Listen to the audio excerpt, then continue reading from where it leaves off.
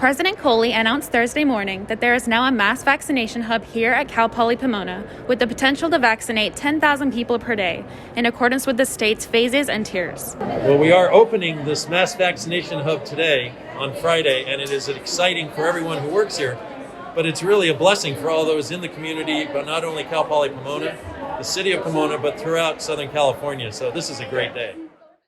Parking structure 2 has been transformed into a 145,000 square foot vaccination site with 16 check-in stations, 4 pods, and a combined total of 48 vaccination stations.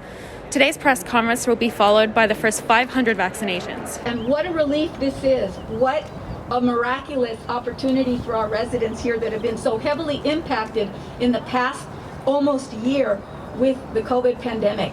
And I have to tell you, statistically, here, in fact, over 22,000 Pomona residents have tested positive for COVID. So we are, in fact, as was said, at the epicenter here. The hub will help accelerate vaccination distribution, prioritizing the vaccination of people 75 years old and above.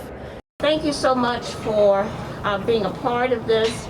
We know this has been a challenging time for all of us in this country, but it is with this type of operation that is focused, dedicated, that we will be able to get to the other side.